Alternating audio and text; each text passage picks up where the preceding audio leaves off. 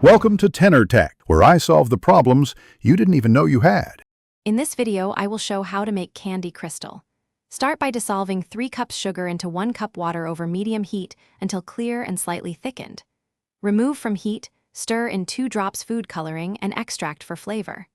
Let the syrup cool to room temperature, then pour into jars and suspend clean strings or skewers.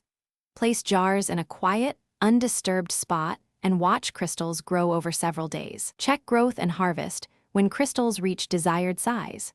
In this video, I will show how to make candy crystal. Gather simple supplies: saucepan, measuring cups, stirrer, glass jars, and cotton strings. Measure 3 cups sugar and 1 cup water for a standard batch, and keep 2 drops food coloring ready. Use a candy thermometer if you have one, but visual cues work well too. Sterilize jars and strings with hot water before use to prevent cloudiness. Work carefully to avoid spills and burns while heating the syrup.